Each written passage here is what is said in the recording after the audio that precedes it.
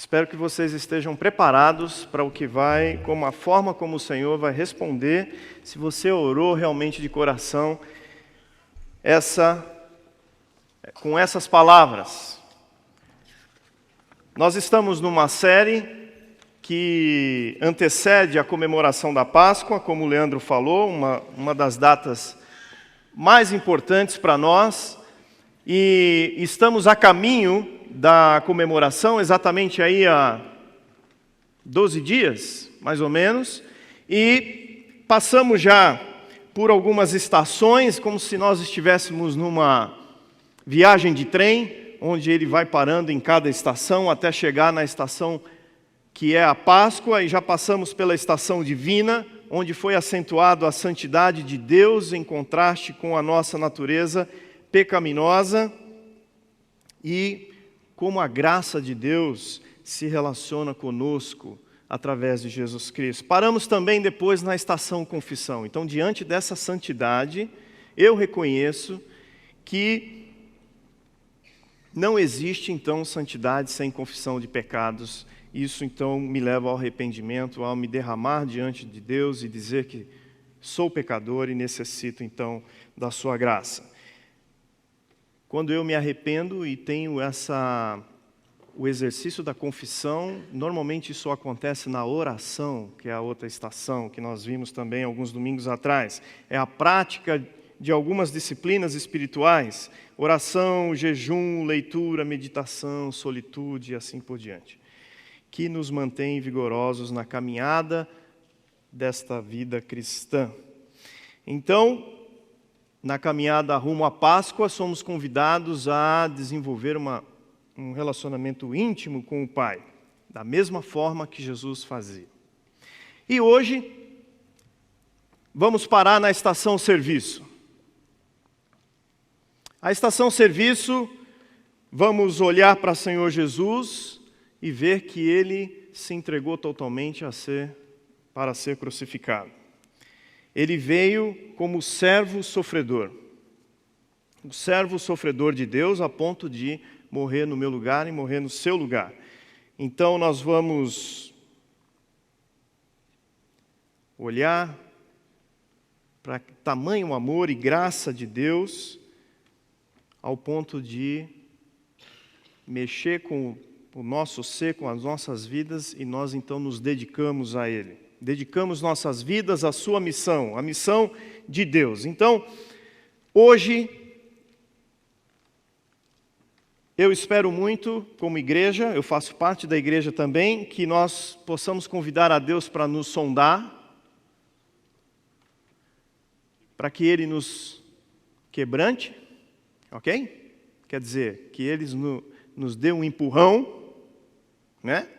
Depois, o que mais? Não lembro da música. O que era mesmo? Antes do encher. Transformar. Quer dizer, eu e você, nós temos que mudar alguma coisa, mas não vamos mudar, não vamos transformar sozinhos, certo? Quem é que nos transforma? Quem é que vai nos encher? O Espírito Santo de Deus é quem nos enche. E aí eu e você, nós podemos fazer como Isaías fez no capítulo 6, dizendo: Senhor, envia-me, eu estou aqui, homem pecador, mas pronto para ser usado pelo Senhor. Amém? Então abra comigo Marcos 10, capítulo 10, versículos 35 a 45, onde nós vamos olhar para o Senhor Jesus e nessa estação do serviço, vamos olhar para Jesus como os discípulos olharam e o que nós vamos aprender nesta área, que é a área mais difícil para nós. E nós vamos entender já já por que é uma das áreas mais difíceis para um cristão trabalhar, para um cristão viver. Então, Marcos 10, 35 começa contando uma história em que nisso aproximaram-se dele Tiago e João. Antes da gente entrar em Marcos 35, o Senhor Jesus já vem andando em direção a Jerusalém. Se você for ler Marcos 10, nós vamos encontrar Jesus indo à frente. E a cena é muito engraçada. Jesus vai à frente e tem dois grupos seguindo Jesus. A Bíblia fala que há um grupo de discípulos que estão admirados. Dá para imaginar quem é esse grupo? Admirados? São os 12. Eles se achavam perto de Jesus, né? Eles já estão vendo Jesus fazer um monte de milagres. Eles também estão conseguindo expulsar demônios. Eles também estão conseguindo fazer milagres iguais a Jesus. Mas há um outro grupo que diz que segue Jesus, que estão com medo. Esses são mais parecidos comigo, né? É aqueles que, mais do que os 12, entenderam que Jesus está indo para Jerusalém e lá não é um lugar bom. Porque o próprio Jesus vem dizendo para eles, mas a ficha deles não está caindo. Ele vem dizendo, o Filho do Homem precisa morrer. O Filho do Homem vai ser entregue e ele vai dar a sua vida. Ele vem dizendo isso desde o capítulo 9 de Marcos. Mas tem dois grupos. Um grupo está admirado. Beleza, a entrada de Jerusalém, montado no jumentinho. E vamos que vamos, porque se alguém mexer com Jesus, nós manda descer fogo do céu. Pá! Esse era um grupo que estava admirado. Mas tem um grupo que estava meio escondido. Esse é mais parecido conosco. Meio que sentindo que parece que alguma coisa boa não vai acontecer. Sabe quando você e eu acham assim, não, está acontecendo tanta coisa boa que agora a próxima só pode ser ruim? Né? Mais uma vez, nesse caminhar, Jesus na frente, eu imagino Tiago e João, filhos de Zebedeu, chegando para Jesus, meio que antecipando o passo, porque Jesus andava firme. Jesus, nós temos uma pergunta para fazer para o Senhor, e na verdade é um pedido, né? E nós que estamos andando com o Senhor já faz muito tempo, é lógico que você não vai negar esse pedido para a gente. Aí Jesus, né, sabia o que estava no coração deles, né? E até é paciente demais. Faz uma pergunta assim, o que é que vocês querem que eu faça para vocês? Olha, Jesus levantou a bola na área, né? E aí veio, Jesus, o seguinte, quando o Senhor chegar no trono, que o Senhor reinar, que o Senhor sentar naquele trono bonito de ouro, muito provavelmente vai ter dois do lado, um à esquerda, um à direita. E nós dois, filhos de Zebedeu, nós queremos sentar lá. Beleza?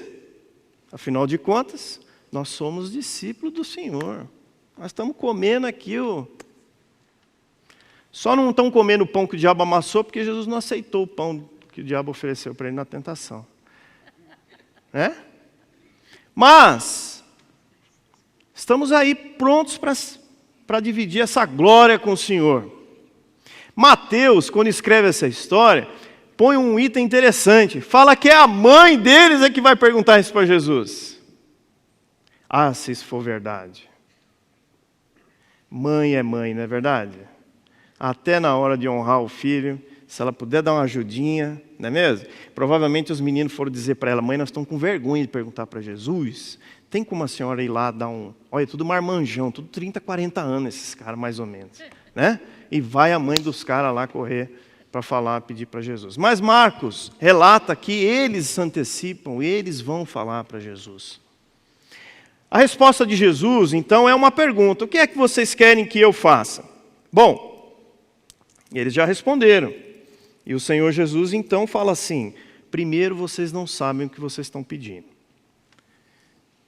Versículo 38. E faz outra pergunta. Vocês podem beber o cálice que eu bebo ou ser batizado com o batismo que eu sou batizado? Jesus está fazendo uma alusão ao quê? Ao cálice que ele vai beber. A cruz, o ser morto, ser cuspido na cara, tomar uns tapas, sofrer todo e qualquer tipo de humilhação. Vocês estão preparados para isso? Qual é a resposta dos 12? Dos dois? Que faziam parte desse grupo chamado Os 12. Hein? Parece grupo de elite, né? Os 12. Podemos. Lógico que podemos, Jesus. Nós fazemos parte dos 12. Mas Jesus então responde dizendo, vocês então vão beber esse cálice que eu bebo e vocês serão batizados com o batismo com que eu sou batizado. Mas a questão que vocês estão me pedindo de sentar não é comigo que resolve. Vocês estão Vocês vieram fazer a requisição para a pessoa errada. Não é com a minha jurisdição, né? É resolver isso. Isso aí é com o Pai. O Pai é que sabe quem é que senta do lado dele. Já separou para quem vai, a quem está reservado. Aí o que acontece em todo grupo que eu e você nós participamos? Quando nós percebemos que 2 desse grupo, ou 1, vai lá fazer uma requisição para a chefia, ou que nem irmão em casa também. Quando a gente percebe que o irmão vai pedir alguma coisa para o pai e para a mãe, e a gente fica de olho, o irmão fica de olho. Quem tem irmão sabe disso. Fica de olho para ver o que é que vai sair. Porque se sair alguma coisa, a gente já entra para pegar alguma coisa, né? Os discípulos também, não só ficaram olhando, os outros ficaram olhando, como também depois da resposta falaram assim, olha que danado esses caras, foram lá pedir o trono da direita e da esquerda, nem para chamar a gente, né? Para ir junto. Pô, podia falar para Jesus, 6 do lado de lá, 6 do lado de lá, né? Ou 5, porque Judas não ia sentar no trono mesmo, né? Aí, Jesus deve ter dado uma parada da caminhada, para dar uma descansada ou para comer alguma coisa, e o grupinho dos 12 se reuniu. Mas se reuniu o quê? Para dar uns tapas no Tiago e no João, porque eles estavam indignados. Começaram a indignar-se contra Tiago e João. Ouvindo isso, então Jesus percebe que está tendo burburinho no café, o café está tendo burburinho, estão discutindo lá. Jesus então chama para uma reunião. Reunião agora, que nem em casa, né? Casa também, a molecada começa a quebrar o pau, o pai e a mãe chamam aí, para reunião agora. Senta aí que nós precisamos conversar. Sabeis, versículo 42, que os que são reconhecidos como governantes dos gentios têm domínio sobre eles, e os seus poderosos exercem autoridade sobre eles. Mas entre vós não será assim. Antes, quem entre vós quiser tornar-se grande, será esse o que vos servirá. E quem entre vós quiser ser o primeiro, será servo de todos. Pois o próprio Filho do Homem não veio para ser servido, mas para servir e dar a vida em resgate de muitos. Como Jesus era paciente, né? Como Jesus era paciente. Não, vou mudar essa frase. Na verdade, a frase correta é como Jesus é paciente. Mas, ao mesmo tempo,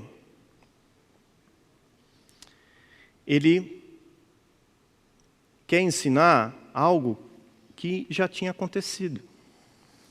Volta um pouquinho para trás, em Marcos 9, 33.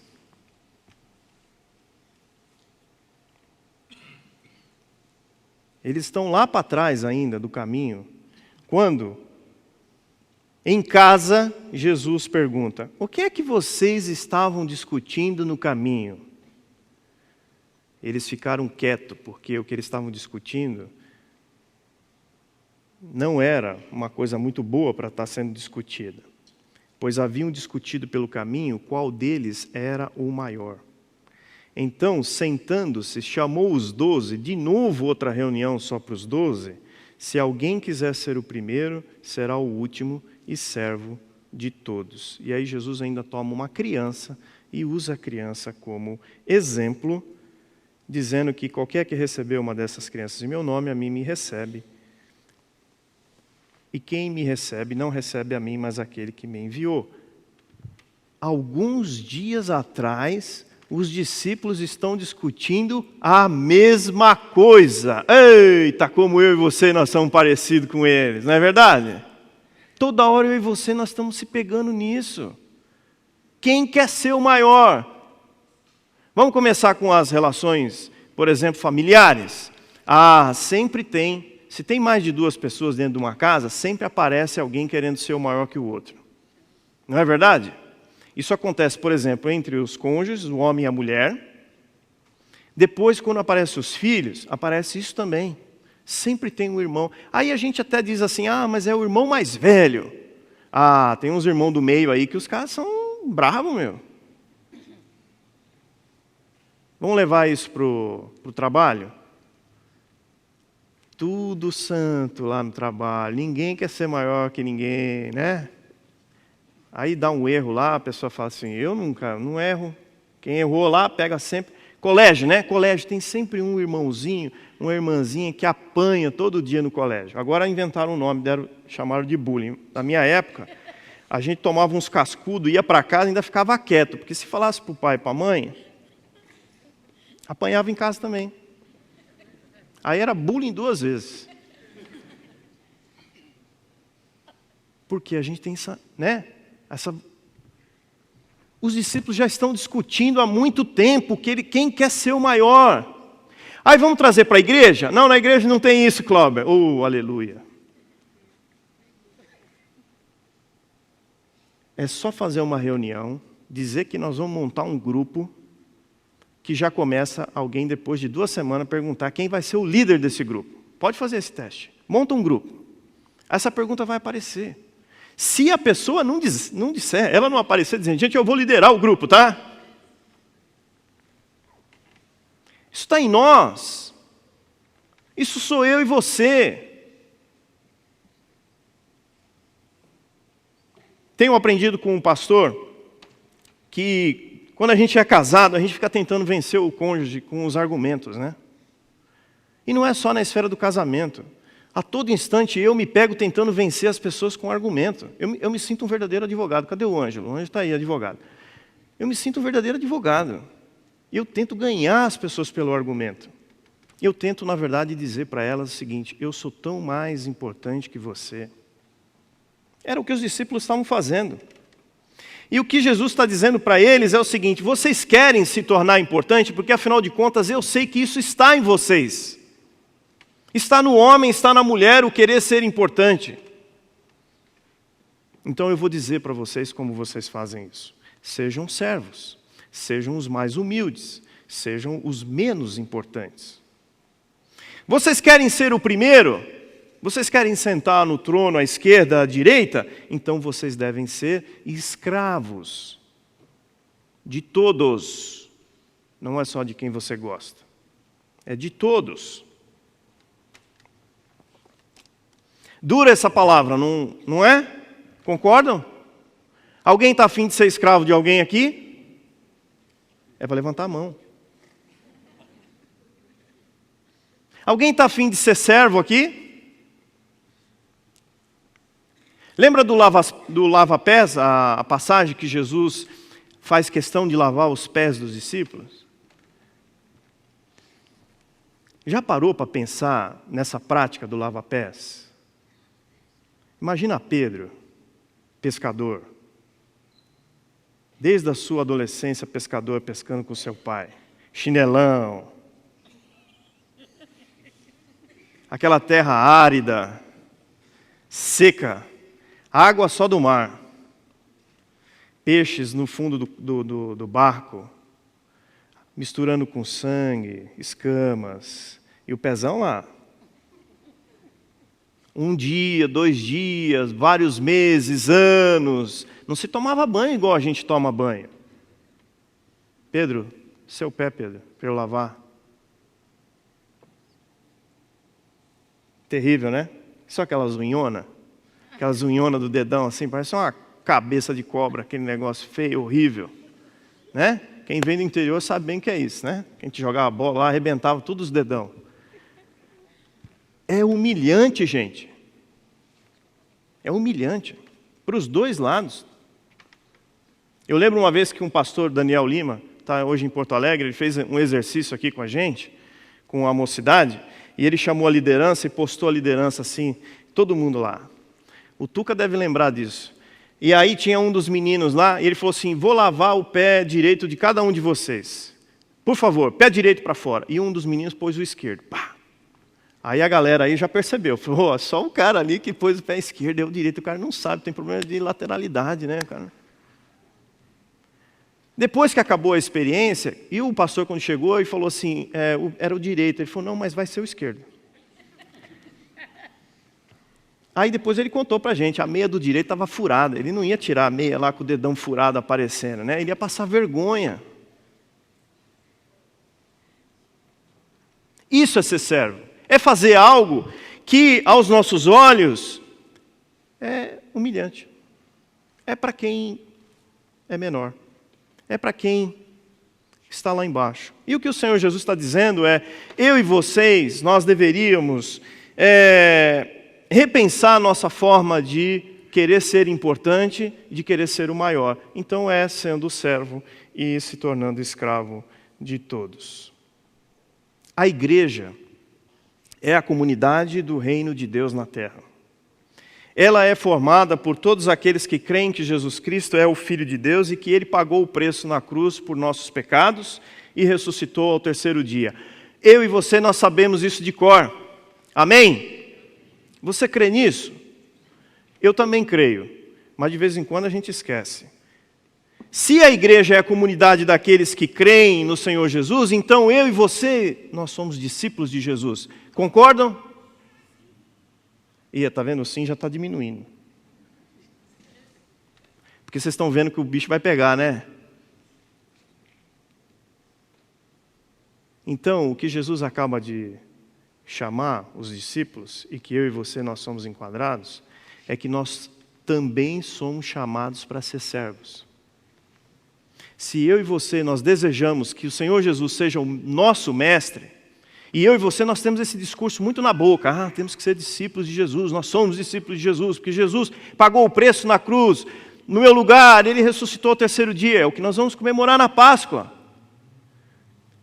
Mas a Páscoa não pode ser só uma comemoração, tem que ser muito mais, isso tem que ter implicações na minha vida, tem que ter implicações na sua vida.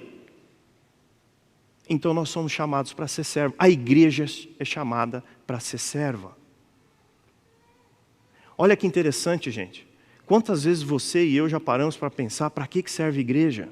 É só para aquele bando de gente que parece que quer aparecer? Para aquele monte de homens e mulheres que fazem umas coisas que a gente não concorda? A igreja foi chamada para ser serva. O ser servo está na raiz da igreja. Porque quando a igreja começar a ser escravo de todo mundo aí fora, sabe o que vai acontecer? Eu não sei, mas que vai dar uma confusão tremenda, vai. Imagina você chegando no trabalho e aquele cara que nunca faz o trabalho dele, você dizer para ele, pode deixar, eu faço.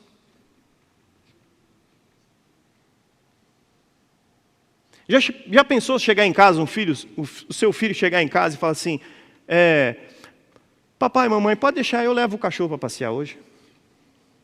Estou com uma vontade de levar o cachorro para passear hoje.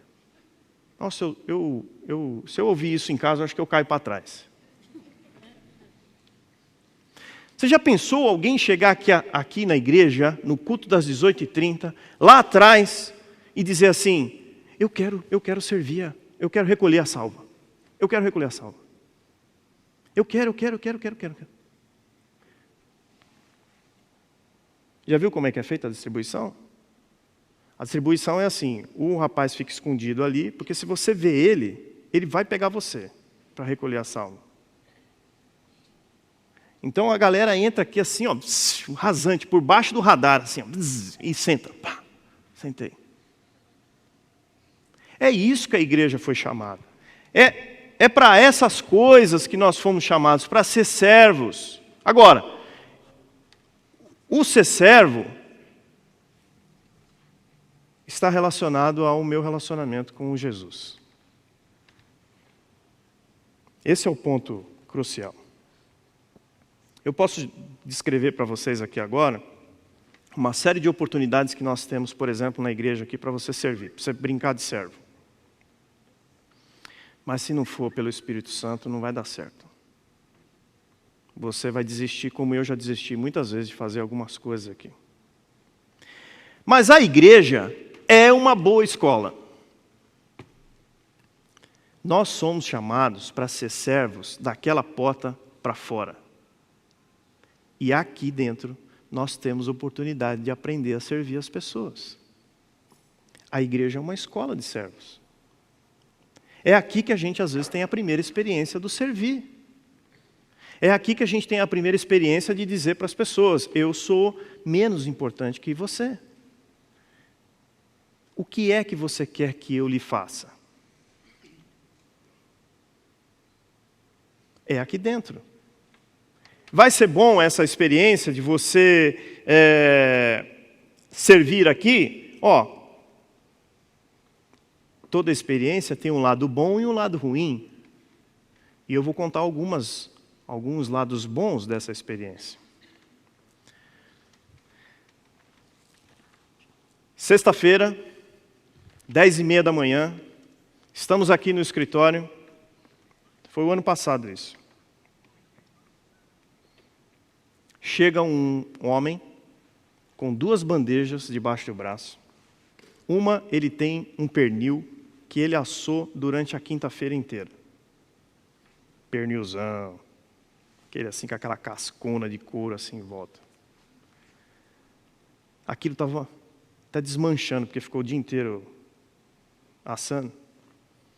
A outra bandeja, um bolo de chocolate, daqueles de cenoura com cobertura de chocolate, que tinha mais cobertura de chocolate do que bolo de cenoura.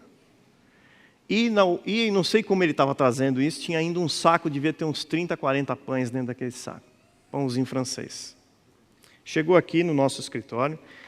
Aquele dia, calhou de estar a grande parte da galera aí, que trabalha aqui, eram quase umas 30 pessoas. E nós temos subindo no primeiro andar uma copa que malemar cabem 3, 4 pessoas juntas. Se tiver que entrar mais uma quinta pessoa, tem que pedir licença, tem que sair. Esse irmão foi lá, colocou o pernil lá, abriu esse pernil. É que nem na casa da gente, você abre lá um negócio que cheira bem ou cheira mal, todo mundo fica sabendo. Aquele negócio entrou ali dentro, mas a galera começou a sair e a galera começou a anunciar. Vocês nem sabem o que tem lá na copa. E a galera foi chegando e foi saindo e foi levantando a turma, não sei o quê. Aquela copa não cabia mais ninguém. Mais ninguém. Imagina 30 pessoas num lugar pequenininho, disputando o bendito do pernil e joga o couro para lá e cata a carne aqui e põe... tinha vinagrete também. E põe o vinagrete e come, sai, come para fora. Quase 40 pessoas fazendo assim uma bagunça com aquele pernil. 10h30 da manhã, 11 horas, matou o almoço da gente. Se tinha gente esperando para fazer o aconselhamento, não entendeu nada, o que era aquele bando de esfomeado comendo ali. E sabe onde é que estava o Antônio? Encostado no armário, com os olhos desse tamanho assim, de alegria. Ele só não estava chorando, porque eu acho que é um japonês duro, o Antônio Izutani.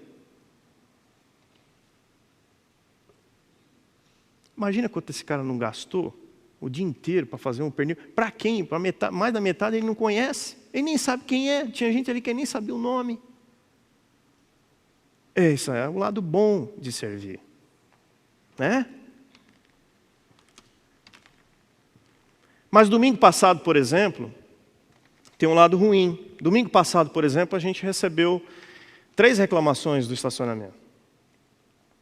3 pessoas tiveram um comportamento, se acharam maiores do que aqueles meninos que nos ajudam ali na orientação, onde para e fica. Porque se você não sabe, ali a gente tem 2 tipos de pessoas. Existem os meninos, os menorzinhos, que são os orientadores, e tem os maiores, que são os seguranças. Ninguém mexe com os seguranças, mexe com os pequenininhos. E foram humilhados. Foram ditos para eles coisas assim que dói no ouvido da gente. E os meninos não são da igreja. Aliás, há muitos anos atrás, muitos anos eu não sei, mas alguns anos atrás, essas vagas eram ocupadas por pessoas como eu e você, aqui da nossa igreja. Nós não precisávamos pagar esses meninos para eles nos ajudarem a orientar o estacionamento. Onde foram parar? Um dos casos, inclusive, esse eu queria estar lá para presenciar. O relato que chegou para a gente foi que um membro da igreja chegou para o Bocadura e falou: quem é você para falar aí? O moleque aí está só orientando. Diz que o cara baixou a bola e veio embora. Eita, nós tínhamos que trazer esse membro aqui. Né? Tinha que saber o nome dele. Os caras esqueceram de pôr o nome dele no e-mail. Esse é o lado ruim, às vezes, de servir. Mas aqui é uma escola. E a escola a gente aprende, às vezes, mais com o lado ruim do que com o lado bom. Jesus entrou em Jerusalém montado no jumentinho, lado bom. Novo, estava ainda amaciando, né?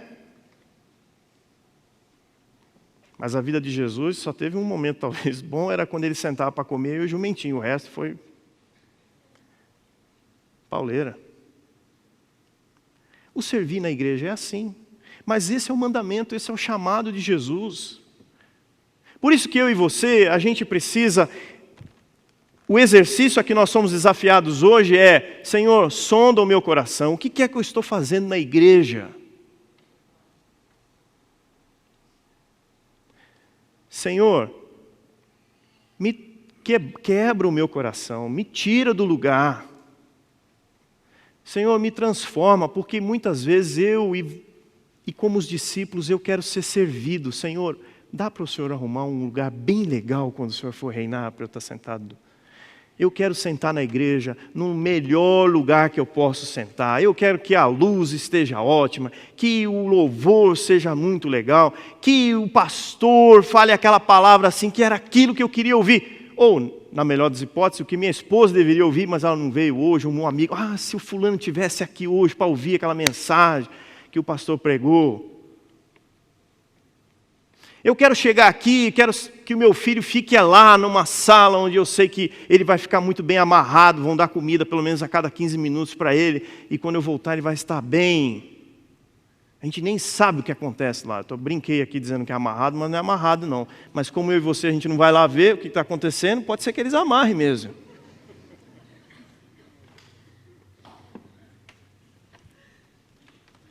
E se eu tenho filhos na faixa etária, então que cada um vá para lá, que o outro vai para lá e eu venha sentar aqui. O ar-condicionado não está ligado hoje. Poxa vida. Não é dessa forma que nós devemos vir à igreja. Não é. Agora, eu e você, nós não vamos ser transformados de uma vez.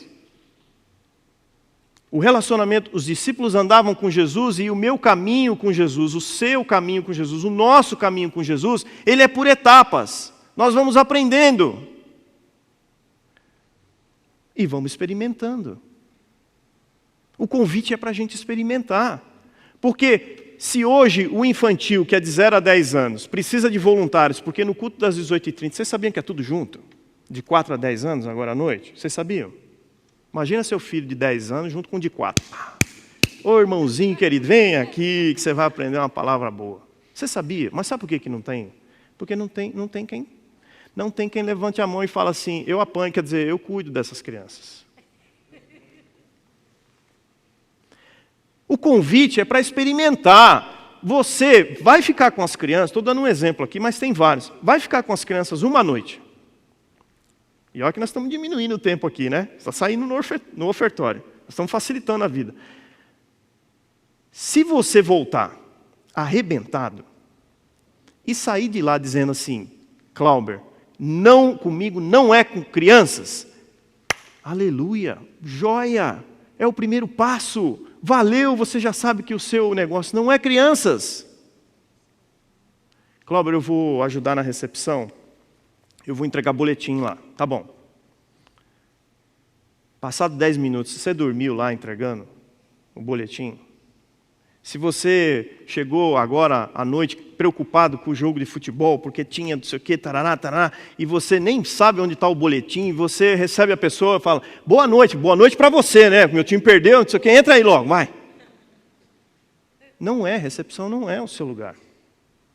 Joia, você aprendeu, você teve essa experiência.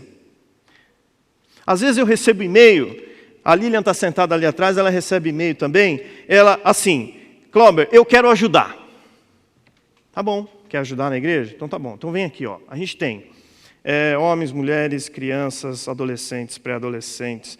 Temos aqui durante a semana, você pode tirar cópia, você pode escanear papel, você pode varrer, você pode trazer um pernil, você pode trazer vinagrete, pão, essas coisas para a gente, você pode... Aí a pessoa fala assim, eu preciso de um tempo. Mas nós demos várias opções para eles.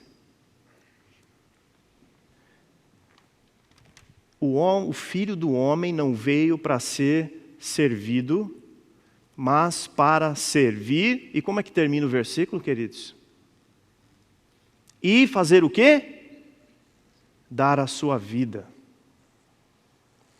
Quando eu experimento o serviço dentro da igreja, eu começo a ganhar uma experiência de vida que não é para ser colocada em currículo, é para ser usada para fora da porta, é para ser usada em casa, é para ser usada no ambiente de escola, é para ser usada no ambiente da faculdade, é para ser usada no ambiente do trabalho, é para ser usada em todos os outros lugares que eu e você nós participamos. Nós não fomos chamados para ser servos aqui, fomos chamados para ser servos lá fora, porque quando eu sirvo, quando eu sou humilhado, quando eu sofro para fazer algo por alguém, é através da minha vida e da vida de vocês que o amor de Jesus Cristo chega nas pessoas. Eu listei aqui várias oportunidades que alguém deu aqui na minha vida. Até me perdi aqui. Mas foram casais que abriram suas casas, porque nós éramos jovens, e jovens tinha duas coisas para fazer de sábado à noite. Era vir no culto aqui na mocidade, e depois ou ia para uma balada, ou ia para a casa de alguém, jogar videogame, comer esfirra, encher a lata de salgadinho, falar besteira a noite inteira, e depois ia embora para casa, que tinha culto domingo de manhã. Pensa que é fácil aguentar um bando de jovem, de adolescente dentro de casa?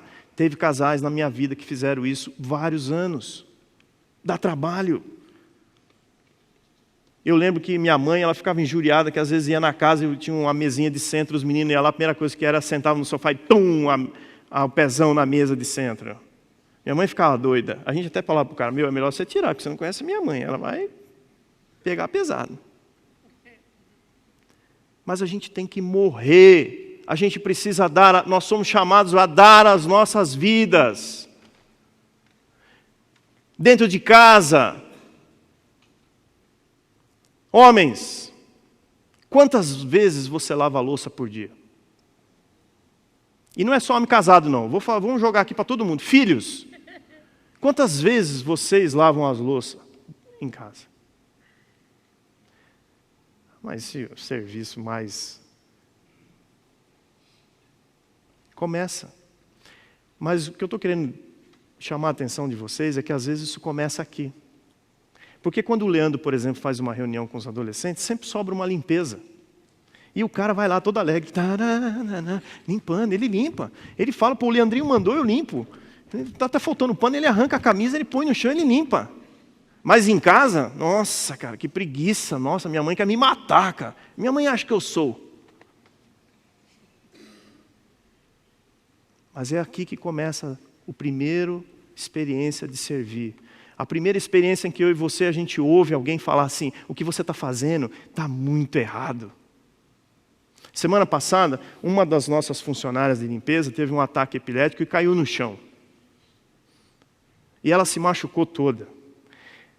E uma das pessoas da recepção foi lá, e essa pessoa ela tem um coração tão grande que ela foi lá ajudar, e quando chegaram os médicos, um dos médicos chegou para ele e falou, você está fazendo errado. Imagina o que esse cara... Como é que a gente sai depois de uma dessa? Depois ele falou para mim assim, ele tem um coração tão bom que ele nem ligou para isso. Ele falou assim, Cláudio, eu estava com a minha mão suja de sangue. Depois que eu vi que a minha mão estava suja de sangue, que eu lembrei que eu devia ter pego alguma luva, né? Falei, Mas ele foi. E nós ainda, quando vemos isso, ainda nós falamos assim, tá vendo? Está fazendo errado. Mas quando isso vai ficando, e o Espírito Santo vai usando isso, vai guardando isso, porque quando eu estou lá no meu trabalho, e alguém faz um trabalho, e você faz o trabalho errado, e alguém chega para você e fala, Cláudio, você fez um trabalho errado. O Espírito Santo faz a gente responder como Jesus, pacientemente. Fiz. Ou, ok, errei. Afinal de contas, eu sou chamado para ser servo, escravo de todos, a ponto de dar a minha vida por vocês. Loucura, não é? Mas o amor de Jesus por nós é loucura.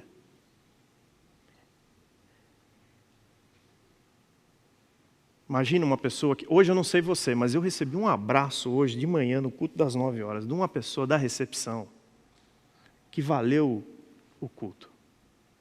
Imagina uma pessoa que está querendo, precisando ser acolhida, e ela recebe um bom dia com vigor, que você vê que a pessoa, ou ela está fazendo bem, porque ela fez um curso de como receber uma pessoa bem, ou aquilo vem do coração, sem fazer força.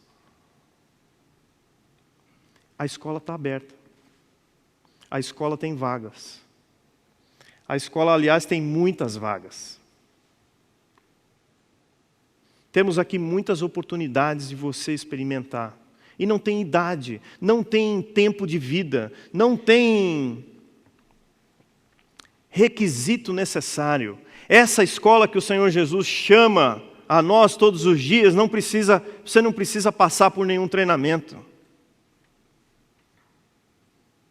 Você tem que dar apenas um passo e dizer: eu quero morrer por essa oportunidade. E não precisa nem morrer muito, gente. Pode morrer devagarzinho. Porque tem muita gente que chega para nós aqui e está esfolada de outras igrejas que o pessoal punha para trabalhar todos os domingos. As pessoas às vezes se enganam, porque a gente não tem vaga para todo mundo, sabia? Se você falar assim: Cláudio, eu quero ajudar um domingo, um horário, oh, aleluia, aí vai acontecer um negócio aqui que nós nem mesmo vamos saber lidar. O convite da Igreja Batista do Morumbi é que você morra um domingo no mês, um horário. Por exemplo, eu vou servir no culto das 18h30, no terceiro domingo de cada mês. Olha que beleza, a gente não sabe nem onde vai pôr você. Mas o desafio está lançado. Venha aprender, venha dividir com a gente esse coração, venha sofrer com a gente. Para o quê? Qual o objetivo esperado? O Senhor Jesus, quando deu a sua vida, o objetivo era o resgate de poucos, alguns, muitos. Nós queremos crescer, queremos encher de gente aqui? Não.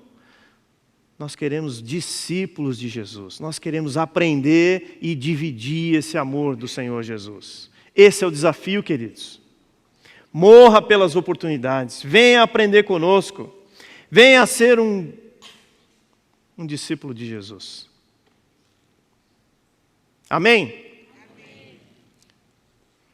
Amém. Um amém parecido com o dos 12.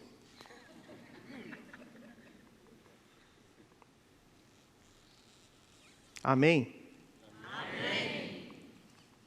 Amém. Está melhorando.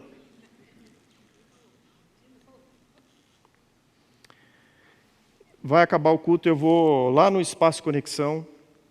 Se você quiser conversar sobre as oportunidades que nós temos, se você quiser, ao longo da semana, pensar, digerir um pouco isso daí. Lembra da música. Busque o Senhor Jesus Cristo essa semana. Pergunte para Ele por que foi que Ele morreu na cruz por você. É para que você seja feliz? É para que sua família cresça e seja bonita? Ou é para você dar a sua vida para que pessoas alcancem o amor de Jesus?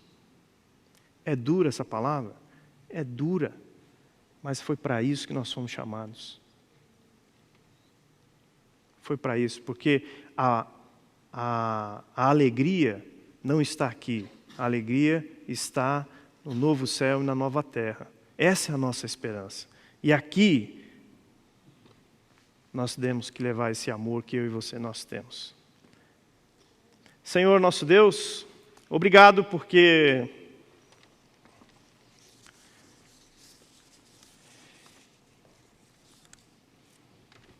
O Senhor deu uma missão para nós, que somos a tua igreja, que é levar o amor do Senhor Jesus Cristo, o ir em todas as nações e fazer discípulos.